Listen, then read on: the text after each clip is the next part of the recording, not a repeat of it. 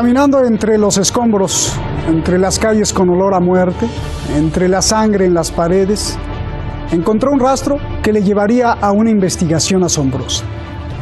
Caminó hacia las cloacas donde se escondían los terroristas y con detenida paciencia ante el paisaje de la destrucción, se puso a revisar cada detalle de las cajas que encontró. Eran armas y lo peor, procedían de Bulgaria. De regreso a la redacción de su periódico, la periodista armó un rompecabezas gigante que le va a sorprender a usted. En esas cloacas del terrorismo en Alepo, Siria, había descubierto algo mucho peor, una red mundial de armas para matar a todo el que no convenga. Soy Roberto de la Madrid y esta noche en Detrás de la Razón, la investigación de Dilyana Gaitansieva, una periodista valiente de Bulgaria, una colega desconocida que trae esta revelación. Comenzamos.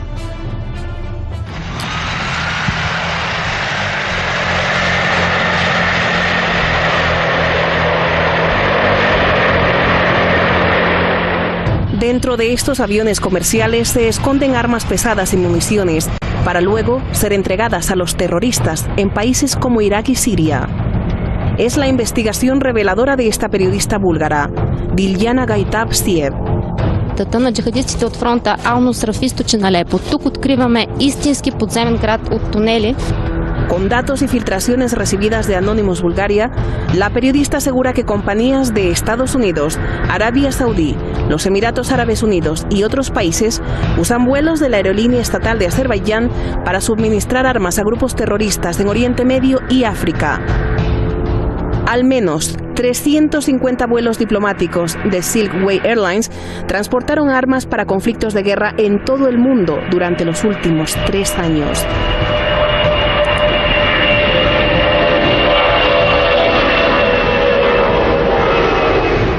Mostrando documentos, la periodista explica que la Cancillería de Azerbaiyán envía instrucciones a sus embajadas en Europa para que soliciten autorización diplomática para los vuelos de Silkway Airlines.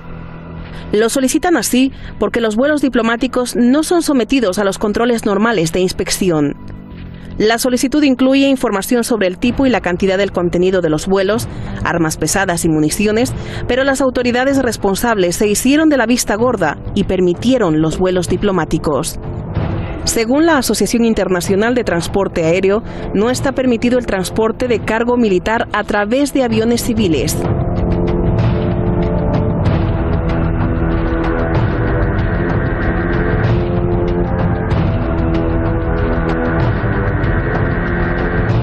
Este es Abu Dhabi, en los Emiratos Árabes Unidos.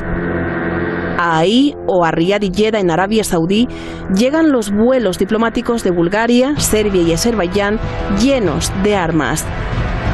La reportera asegura que en 2016, en lo que va de este año, se realizaron 23 vuelos diplomáticos transportando armas a las ciudades saudíes de Jeddah y Riyadh. Arabia Saudí no compra las armas de Europa Oriental para sí misma debido a que su ejército solo usa armas occidentales, especialmente de Estados Unidos. Se trata de cañones antitanques SPG-9 y lanzagranadas GP-25, que una vez desembarcadas en los países árabes del Golfo Pérsico, son transportadas hacia los terroristas y rebeldes en Siria e Irak. Todo comenzó en 2016, cuando la periodista encontró armas de fabricación búlgara en un escondite terrorista en Alepo, cuando preparaba un informe sobre la guerra en Siria. Encontró sellos, etiquetas y bombas como prueba de su investigación.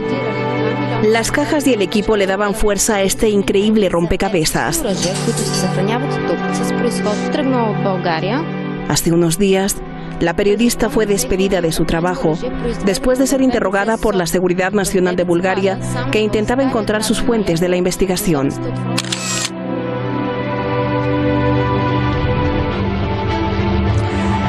Gracias al equipo de Detrás de la Razón. Carlos Santamaría, analista político allá en Colombia, está con nosotros, ya está aquí en nuestro video wall. Y Carlos Echeverría, profesor de Relaciones Internacionales de la UNED en España. Gracias a los dos. Carlos Echeverría, comienzo contigo. ¿Por qué Estados Unidos, Arabia Saudí, Alemania, Israel comprarían armas a Europa del Este? Por favor.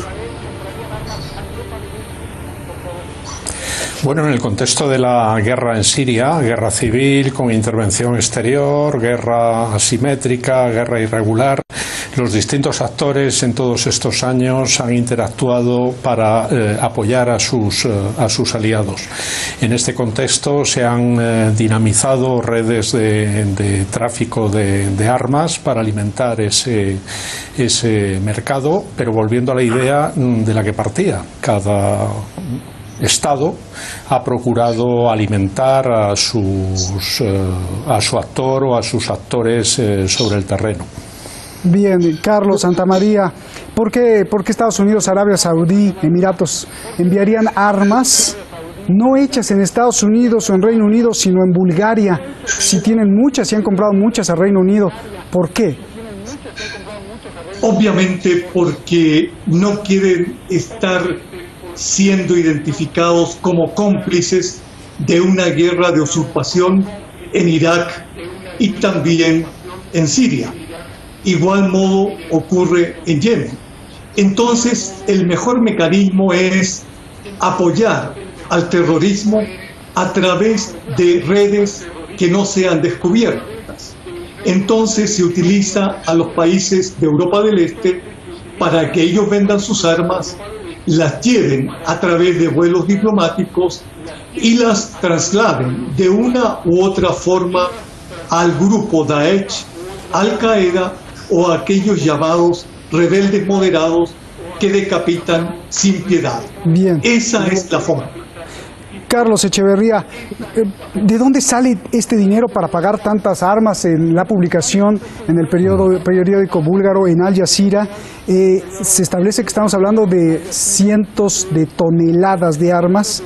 ¿De dónde sale todo este dinero? Bueno, pues sale tanto de estados como de actores no estatales, porque volviendo al análisis inicial, en Siria nos hemos encontrado a partir de 2011, con el estallido de las revueltas, en un posicionamiento progresivo de cada vez más actores del mundo, bien por un bloque, digamos por el bloque oficial, por el bloque del presidente Bashar al-Assad y sus aliados, o bien por el bloque de la oposición. Cuando hablamos de la oposición, efectivamente la oposición ayer y hoy era extremadamente variopinta y como decía mi tocayo desde Colombia, algunos efectivamente eran grupos opositores moderados, el Ejército Libre Sirio, luego estaba el Frente al-Nusra, el Estado Islámico, que ha ido evolucionando hasta ser tan poderoso como ha sido, pero en el escenario de confusión algunos elegían efectivamente y alimentaban con esos fondos, bien oficiales o bien privados, a sus aliados. Otra cosa es que luego en el caos del campo de batalla, algunas de esas armas efectivamente han caído en las manos no deseadas, o al menos en las que no eran las destinatarias iniciales. ¿De dónde sale todo este dinero para pagar tantas armas? Bueno, lo que hay que decir es muy claro. No es tan cierto que Daesh y Al-Qaeda tuvieran grandes, inmensas cantidades de dinero provenientes del petróleo o de los secuestros. Tenían que recibir unas cantidades inmensas y proveerse desde el exterior. Estaba libre la frontera con Turquía, estaba libre la frontera con Jordania. Recordemos que pasaban cientos de camiones provistos de armas, alimentación y todos estos efectos. Es decir, se provee desde el exterior toda esa financiación. Y sabemos que hay bancos o paraísos fiscales que ayudan a que estos dineros no sean descubiertos. En ese sentido, podemos nosotros afirmar que la financiación exterior es inmensamente más alta que la interior, porque son ejércitos terroristas que tienen un fin: destruir países para alimentar negocios. Bien, Carlos Echeverría, vamos más allá. ¿cuál sería la organización de este tráfico de armas? Porque estamos hablando de un tráfico no de una persona, no de un Estado, como tú dices, no de una entidad, sino de muchos. Estamos hablando de Estados Unidos, compañías de Israel, los Balcanes, Arabia Saudí, Emiratos Árabes Unidos, fuerzas militares de Alemania, de Dinamarca. ¿Cuál sería la organización de este tráfico de armas? ¿Quién organiza todo esto? Bueno, esto lo organiza evidentemente quien tiene la motivación para apoyar a un aliado o a unos aliados a los que tiene que abastecer de toda la logística y de todo el armamento. Para hacerlo y para no hacerlo, digamos, de una forma explícita, porque vuelvo también a lo que decía antes, no estamos ante una guerra tradicional, sino que es una guerra con un bando oficial y con un bando de oposición extremadamente variopinto, hay que acudir a las redes de aprovisionamiento de armas. Estamos hablando de países, además, para el caso de Bulgaria, no olvidemos que es un Estado miembro tanto de la Unión Europea como de la Alianza Atlántica, es decir, que el Estado como tal no coadyuva a esta actividad, pero en el mundo clandestino sí se puede efectivamente alimentar toda una serie de circuitos, y esto ha pasado en los años 80 y ha pasado en los años 90 y seguirá pasando, pero sobre todo es, volviendo al tablero sirio, el querer efectivamente derrotar a un bando apoyándose en unos aliados locales. Bien.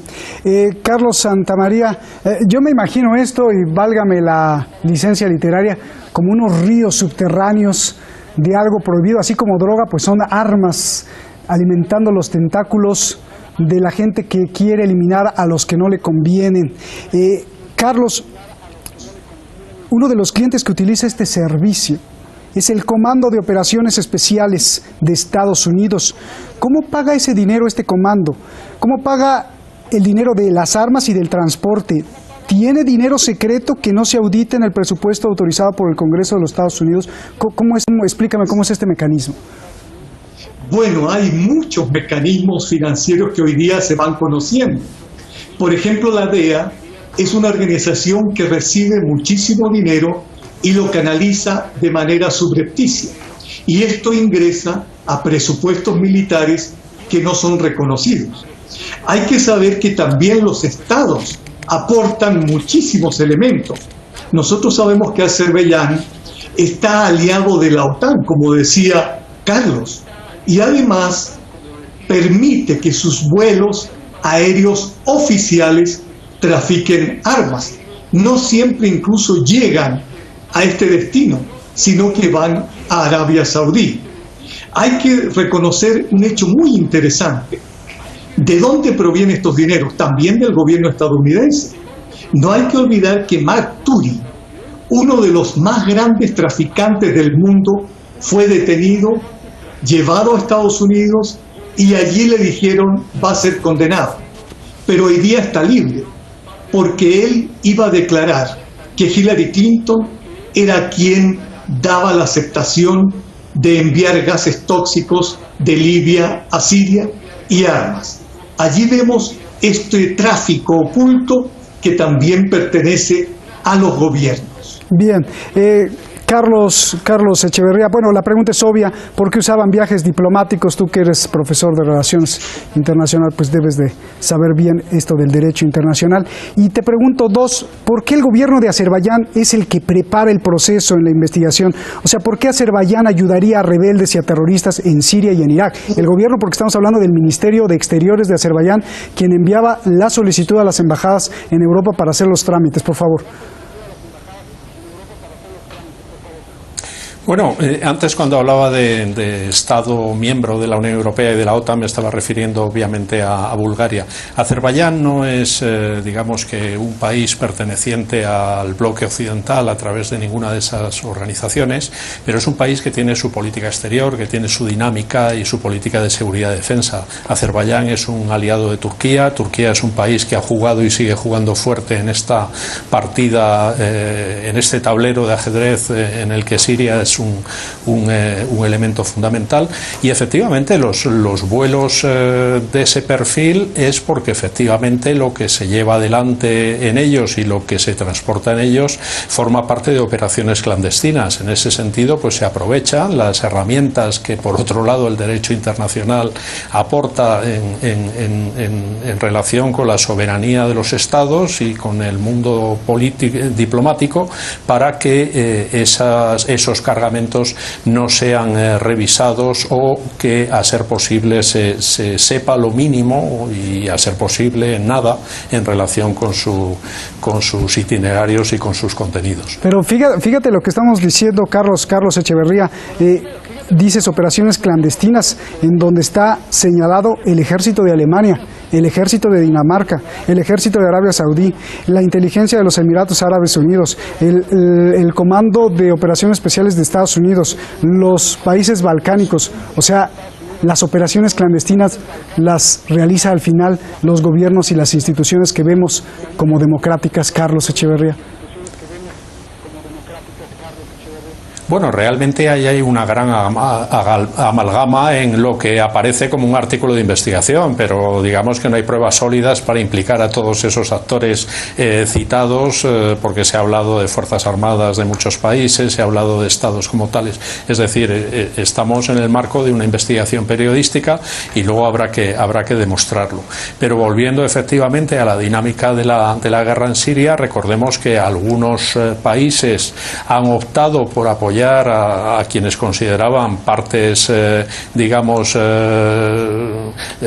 merecían ese apoyo, y en ese contexto también de caos de la guerra en Siria, recordemos que, por ejemplo, algunas armas que se han querido aportar, estoy pensando en la ciudad de kurda en la frontera con Turquía, que fue asediada durante tanto tiempo, y por ejemplo Alemania lanzó cargamentos de armas para que fueran aprovechados por los kurdos, pero que al final cayeron en manos del Estado Islámico. Es decir, que estamos combinando todo, el caos del campo de batalla y la naturaleza de esa guerra.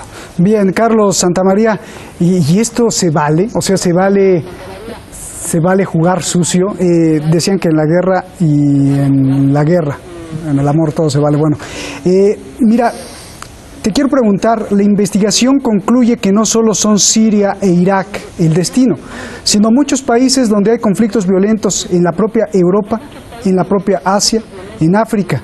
Burkina Faso, hubo un golpe militar justo después de un vuelo diplomático con armas. ¿No te da miedo esto? Una red de desestabilización mortal a lo largo y ancho del mundo, Carlos Santamaría.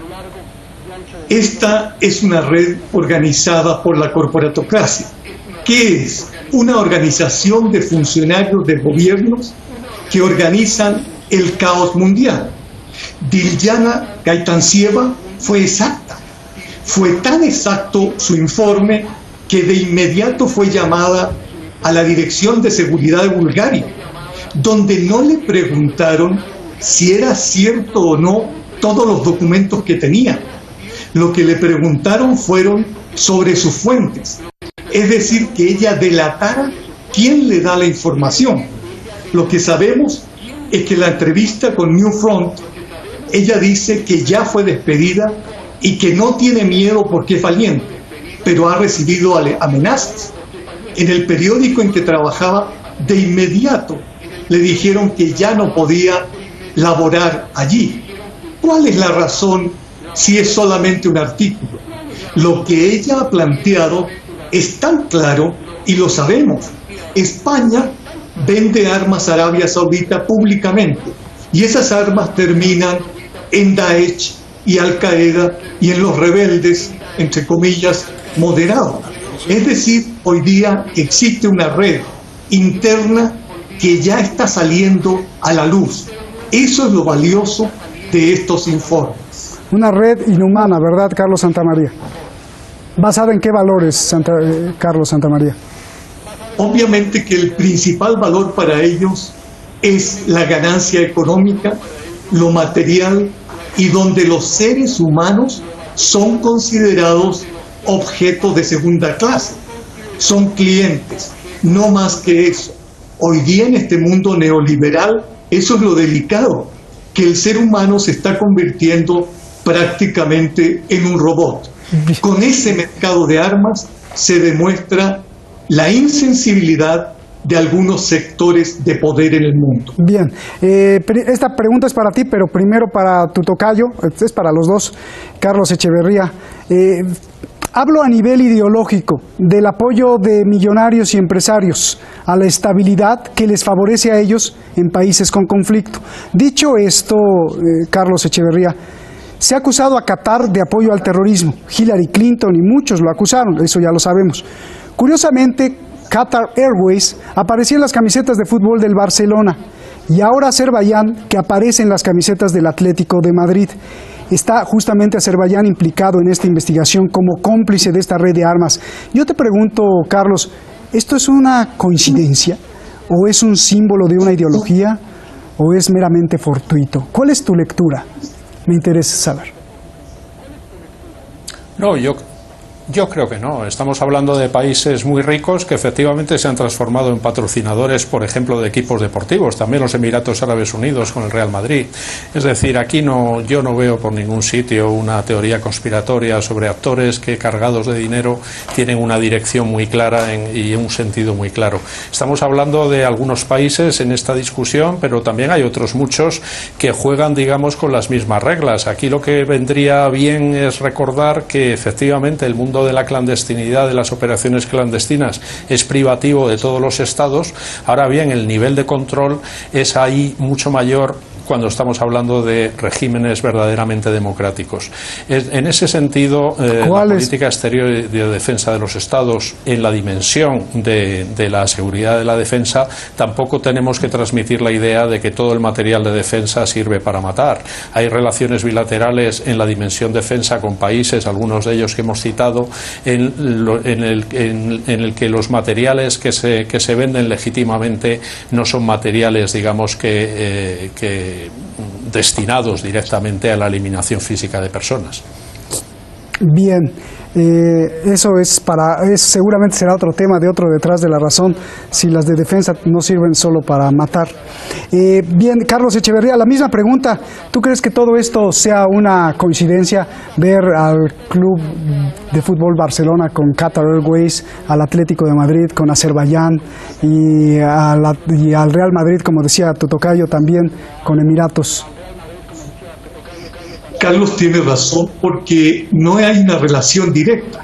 Lo que ocurre es que Qatar es un estado terrorista y Azerbaiyán también, porque favorece al terrorismo sin decirlo.